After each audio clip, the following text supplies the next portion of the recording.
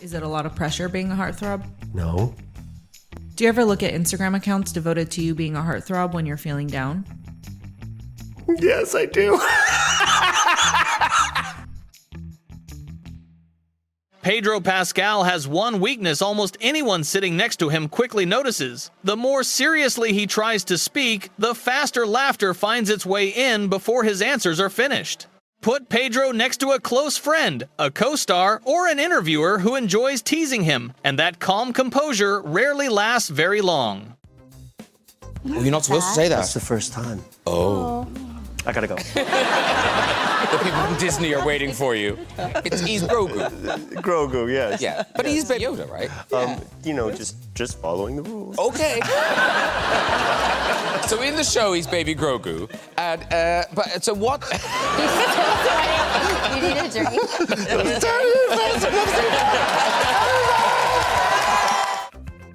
With Oscar Isaac, Pedro doesn't even need to hear the full question. Just a look from his longtime friend, combined with some bizarre Wired searches, is enough to repeatedly derail the interview.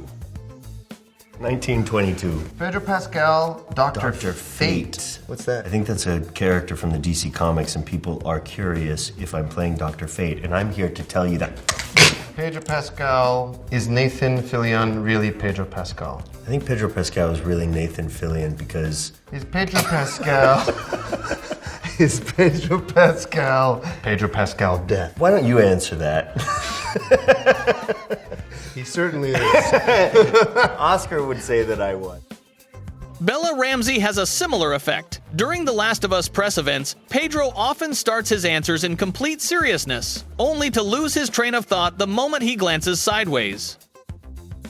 I can't do that. Do it! Oh, come on. Is there internet? Right. I know exactly what you're backing. I think that would be good in the apocalypse. Swish my way through it. Exactly, distraction. Flash. And then I'll hear, I wish I could do it. I can't even get the pitch in my throat. It's like a... That's it. That's it. I didn't expect everyone to kind of gather around. It might be so fucking... It was really sad, actually. You killed me. I didn't expect you to do that to me. On the day? The lie detector test was meant to evaluate answers, but Pedro was too busy laughing at what had just come out of his own mouth. And in that very interview, the phrase, "I'm your daddy," made its way onto the internet. I'm telling you that I couldn't tell the difference. What was the weirdest thing you saw Nick Cage do on set? He didn't do anything weird on set. He was a total professional. Would you invite Nick Cage to your birthday party in real life? Yes, I would. Would you invite me to your birthday party? Yeah. Who's a bigger daddy? You or this man? Oscar Isaac. I'm a bigger daddy than him. I'm older than him. Although he's a real daddy, he's got kids and I don't. But daddy is a state of mind, you know what I'm saying? I'm your daddy. Even red carpets don't help him stay composed. While Taika Waititi was answering an interview, Pedro suddenly jumped into character beside him, forcing the interviewer to adjust to an entirely different rhythm. They'll switch tech, and then they'll just keep people surprised, and I think that's what it is. We've had a murder on the carpet. At one point, a Wired comment called Pedro Baby Chicken, but before anyone could react, it was Pedro himself who got completely thrown off by the nickname. I get Jeremy Renner. I get Nathan Fillion. We're handsome people. Quentin Tarantino once. Baby chicken. The baby chicken. That's right. I got it. How'd you know about the baby chicken? I just guessed. I'm just looking at your face right now. Did someone else say baby chicken too? Yeah. Somebody did my hair back.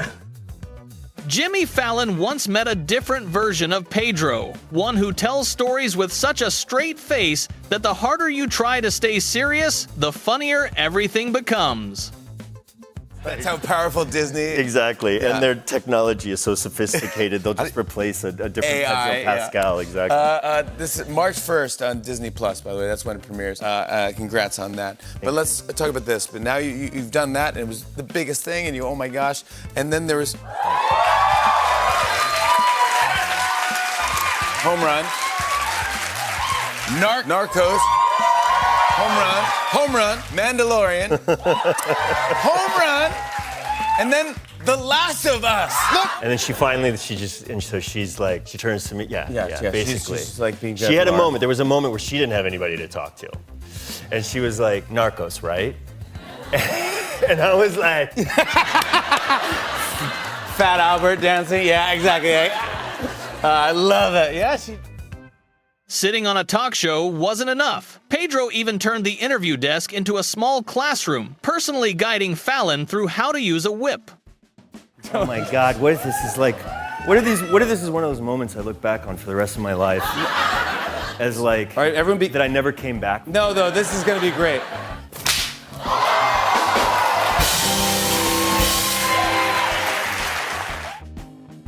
On the couch of the Graham Norton show, Pedro doesn't need to say much. A few well-timed remarks, along with subtle facial reactions, are enough for the moment to find its way to the internet audience. I said, well, there's this job offer and or opportunity that it's based actually on a video game. And Bruno and Pedro are my nephew's names, and they're like, what is it? I was like, it's called The Last of Us! You better get that job! That's also where the nickname the internet gave Pedro comes back again. He's heard it countless times, but the way it resurfaces here makes everyone turn to him, waiting for a reaction. I mean, because, like I say, you've been in the business for a long time, are you enjoying all this sudden attention? And love. Ariana, back to your Oscar. Absolutely not. That's all you, Bill. No, but you're getting lots. Like, for instance, what are you? Are you the daddy of the internet? What's internet daddy? Me? Yeah, you are. Internet daddy. Yeah. I'm still trying. Then a real father figure shows up in the conversation. Pedro simply responds with a short greeting, and the entire room immediately understands why that nickname hasn't disappeared. So it's Richard, right? That's right, yeah. I was going to ask you to do the voice, but that is the voice. So you just talk like Daddy Pig the whole time? Yeah, kind of. Yeah. But with less cake. Yeah. That's a real daddy. Yes, but now... Just more of it. Could Daddy Pig say hello to Internet Daddy? Oh, hello, Internet Daddy. Oh, yes. Pedro rarely tells stories with a punchline in mind. He speaks casually, and then his pauses, expressions, or tone end up doing the comedy for him, making everyone else struggle to stay serious. Maybe that's the way to go, maybe. Yeah. You now are followed everywhere you go. Everything you do is examined. The paparazzi, and I think this is quite fascinating. This was a viral thing. Oh, God. They got your coffee order zeroed in on an insane order, by the way. Listen. Is that 6 extra shots or 6 total shots in one cup of coffee? I cannot begin to tell you how violating this was. Yeah. I was wondering if all of Captain Mr. Fantastic's body parts stretch, and I wonder if you know the answer to that question. And did you even ask that question? Because it was my first question. Everything has to stretch. Everything has to stretch. And I certainly wouldn't be standing here with you all tonight. So to all my family watching in Chile, I just want to say te amo, te extraño, y deja de dar mi información personal, which means I love you, I miss you, and stop giving out my phone number. Even a question about the most shocking deaths in Game of Thrones gets answered with a calmness that feels almost too relaxed for the subject matter. How did that feel to see yourself killed that way? Did you enjoy having the most gruesome death in the history of Game of Thrones, which is saying something? It's saying a lot. Yeah. I loved it. It's an honor. I'm a huge fan of The Night Of. Can I confess that? Oh, of course. I don't want to me change the too. subject Yeah, too but don't quickly. please don't. Have you seen the last? Last night, and I love it so much. I sort of watch it on my terms, you know. So I wasn't about to catch it midway in my hotel room or anything like that. So I have not seen it. Neither have I. Saturday Night Live gives him a different kind of challenge. As a comatose patient waking up, Pedro starts from a serious premise, but the character's delivery quickly shifts the sketch into something entirely unexpected. And despite what they say, I can't speak Spanish. But the important thing is you're my soulmate. And you and I are going to be fine. See how he's sounding clearer already? Because no matter what, people always gonna...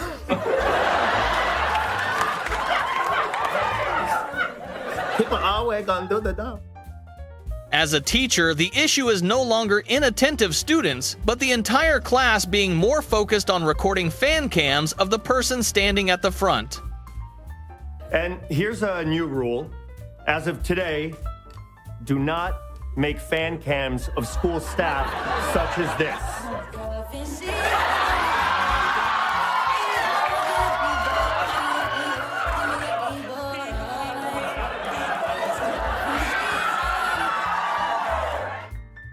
Then Pedro takes on the role of an overbearing mother. Just the costume and his entrance alone are enough to make the family scene feel unlike anything ordinary.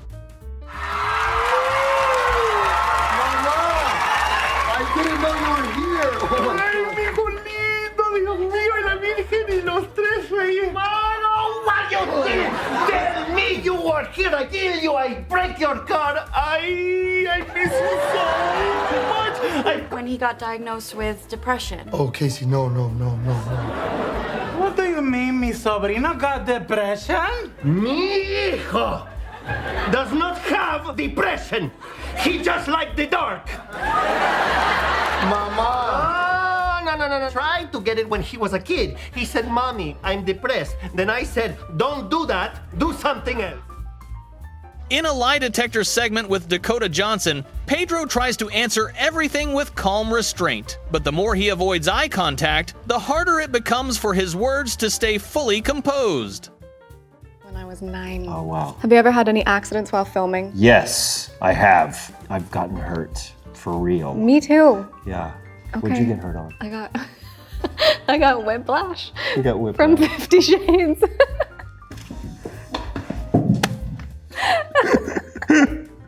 Oh. My nickname as a little girl was Cock. You fucking idiot. Oh my God. As each film and role is brought up, Pedro doesn't need long explanations. Each title gets only a brief reaction, but enough to reveal exactly how he feels about the journey he's had so far. Why is she allowed to be reading the script and you're not? No, she's reading a... I just think it's unprofessional. Exciting. This we call the pointing scene. Yeah, we call it the pointing scene because I'm a pointer. Fucking life. And it really actually was. It was magical and it was challenging and it's one of my favorite work days I've ever had.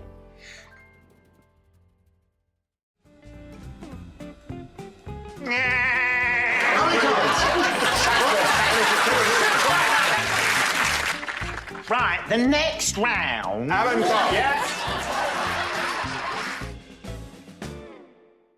Michael Sheen has a very rare advantage. He can say completely absurd things with the expression of someone addressing Parliament. That calm seriousness often makes people realize only seconds later that the conversation has already drifted off course. In Staged, that same seriousness meets David Tennant, and their friendship quickly turns into an ongoing battle of one-upmanship. From something as small as a pineapple, Michael can build an argument that sounds like his professional dignity is on the line.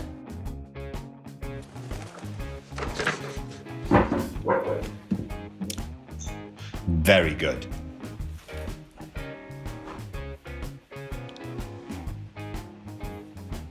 You did that? Yeah, just this morning. Fuck off. What? You did not paint that this morning. Yes, I did. You did not paint that this morning. I did. I don't believe you. You drew the pineapple. My pineapple is shit. What?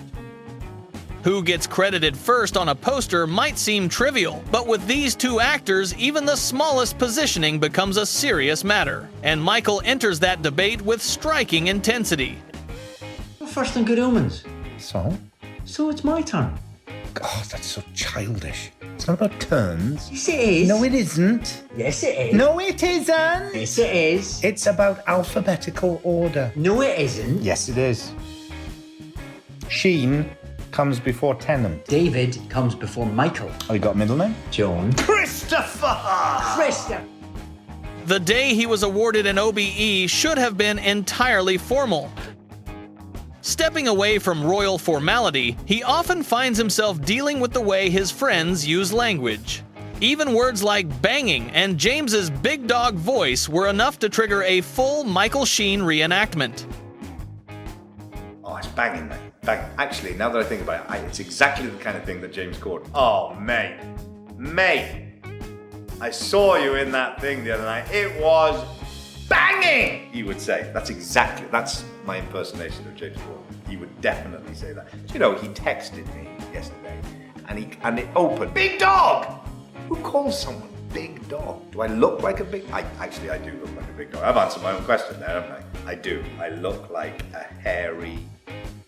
But that's not the only voice he can slip into effortlessly. Tony Blair, Kenneth Williams, through Michael, each of them appears with instantly recognizable rhythm and tone. Well, you know, I was the most successful Prime Minister. Tony Blair. Yes. When I was younger, I spoke like this, but as I Michael got Caine. older... Yeah. Well, you're good at it. Well, I sort of sound a little bit like the last one, but it's not me. I've got stranger hair. Mickey Flanagan. You are little puny people. I am a big muscle. At one point, he didn't just imitate Tony Blair for a few lines, he stayed in character long enough to send a direct message to Chuka Umunna. Chaka, hello, mate. It's me. It's Tony. How you doing? Listen, I've been watching the whole thing this week. It's been absolutely brilliant, mate. You know, the whole thing, funny tinge, independent private company, love it, classic. Listen, mate, I'm in. If you'll have me, I'm in. Thanks. Bye. Love you, Tony. That ability doesn't stop with real figures. When asked to portray Princess Jasmine, Michael fully committed, even keeping his beard in place without hesitation. Shining, shimmering, splendid. Tell me, princess, now when did you last let your heart decide? A whole new world, a new fantastic point of view. No one to tell us no or when. In another parody, he switches from Graham Norton to Katie Price in the same appearance, each with completely distinct delivery and expression.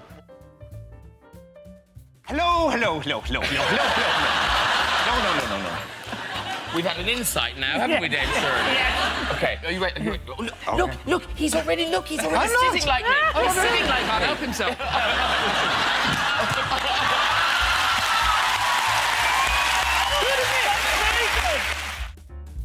On CBBC, Michael had to hide in plain sight. He disguised himself as a stranger, then tried to approach parents without being recognized too early. Excuse me, is there a Jersey bakery around here? I don't know. I think it may be down the bottom. Just down the bottom. All There is a right. bakery.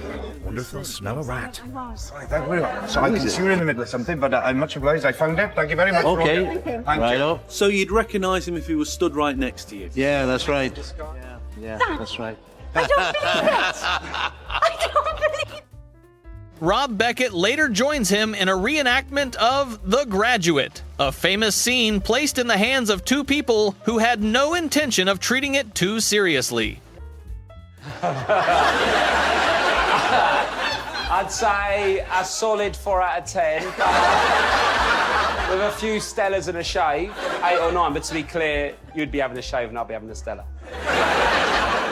You've known me nearly all of your life. Loved you as Brian Clough.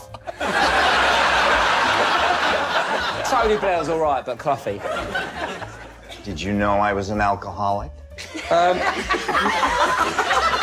No, I've just thought you was thirsty. When the conversation shifts to Welsh football, Michael channels all his theatrical intensity into an improvised speech on a league of their own. It sounds like a pre-match rallying cry, but the surrounding context gives it a very different tone. Come knocking on our door. Let's give them some sugar, boys. Let's give them some Welsh sugar. They've always said we're too small, we're too slow, we're too weak, too full of fear. But Amar o Hyd, you sons of speed, as they fall around us, we are still here!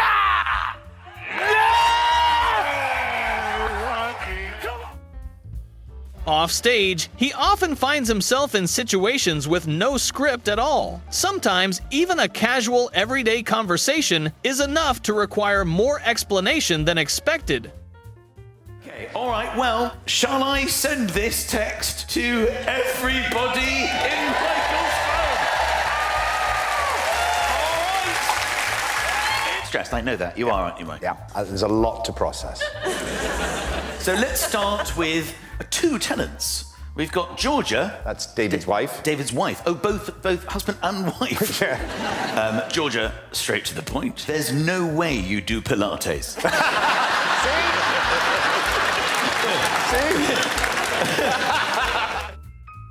A medieval-themed dinner once put him in a similar position. The setting was carefully designed, but Michael's experience of it took a far less formal turn. So I found out about medieval times, and I got a bunch of friends, my daughter as well, and a whole bunch of people. And I said, the point is with medieval times, you have to dress up in medieval outfits, and then we'll go, and it'll be great. That's right. Apart from the people who work there. Right. The people who work there dress up, but the people who go there don't. No. So you show up. Yeah, so I hired I played medieval music on the bus, and we all sat on the bus in our outfits, and then we got there, went in, nobody dressed up at all.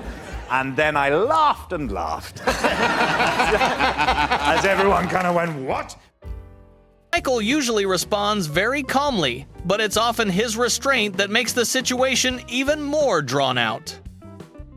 Back into the car, I dropped my car keys, and they just bizarrely bounced off the road and right into the middle of underneath the car. So as I was trying to get it, I couldn't reach from either side. So I had to get on the floor and actually crawl under the car. By the time I came back out from the car, not only had Kate filmed me, filmed my ass crack hanging out of my pants, she'd sent it to Sarah and Lily, and Sarah and Lily were both texting me about it. I'm texting pictures of it.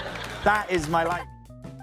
In interviews, he rarely sticks strictly to the question asked. A small detail can open up an entirely different story, leaving the host to find a way back to the original topic. Can you just walk us through the before, the during, and the after of your passionate kiss with David Tennant? How can I do that? Well, I remember reading the script. That's going to be a big deal. Yeah, didn't really talk about it. And just went for it. I remember seeing that everyone was quite moved by the scene and all the people who were working on it. So we knew that it had gone quite well.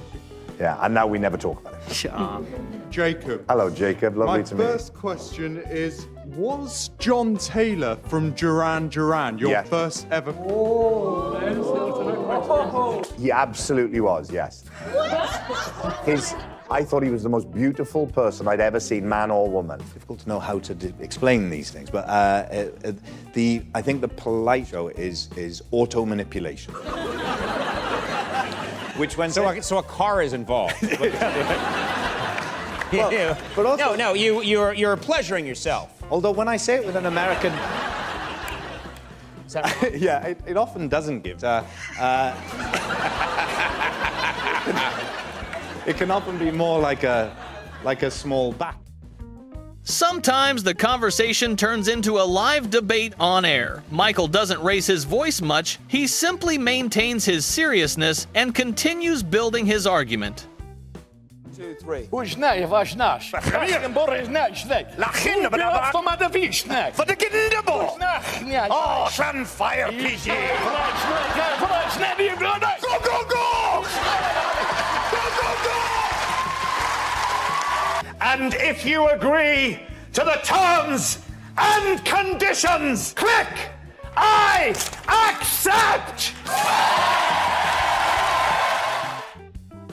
Even the stage has caught him off guard at times. When things don't go as planned, Michael has no choice but to adapt in front of the audience.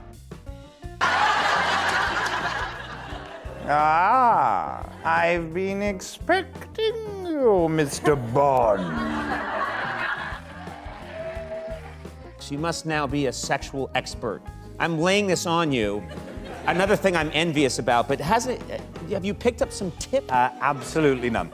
I've just got the same old tired moves that I use in real life. Picked up nothing at all. During sex, a lot of Port Talbot jokes. Wait, That. oh, don't do that!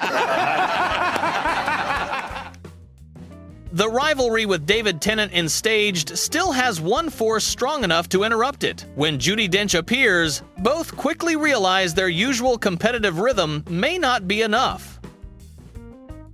Fortunate enough to reach the level where we have to mete out the rejection. That's not an easy responsibility either. Are you saying we should have said no? I'm saying that the responsibility of saying yes or no lies squarely with you, as does your behavior afterwards. You said yes. Yes. Yes. Then stop fucking about. We're actors. When we say yes, we do the bloody job. Their chemistry also extends beyond Zoom. At the 2024 BAFTAs, David and Michael bring their familiar dynamic onto the live stage in front of a full audience. Thank you. Hi. Hello. Hi, sorry. Hello. Hello. Hi. This is fine. This is fine. This is fine. Michael? What is this? What are you doing here? I'm hosting the show. What? This is why you wanted me to dog sit, so you can sit there? Yeah. You're gonna have to take the dog. What if I have to go up on the stage to be given an award? Michael Sheen can shift voices, roles, and entire moods of a conversation. But when David Tennant is Radam, there is always someone ready to push things even further. The following moments show exactly that ongoing battle for the upper hand, where neither of them is willing to fully back down. I don't oil. Do you oil? No, I put like a cream in it because it gets very hard and itchy otherwise. Okay. So I do put a cream in. Took me a while to realise you had to specifically wash a beard. I had a full beard. I've never really had a full beard before. And it was only after a couple of weeks when everything started smelling weird. I thought, oh, it's this! Probably shouldn't be admitting I've got that. a bit of food from lunchtime in here. Oh, that's Oh, come on. It's hardly glory, is it? Well, then you'll be fine doing the other bit then. Go on. I'm not doing it. No, man. Well, it's going to be a long night, isn't it? A charity would appreciate something a little more sincere. Like what? Like a sonnet. Yeah, I can think of a few charitable things to do with your sonnet. Yeah, well, 7 shillings, baby. My limerick got 50. 50. Who paid 50 shillings for a limerick? Come on. Who? I can't. No! Yes, you know, she likes limericks. She does not like limericks. It's for charity. Oh,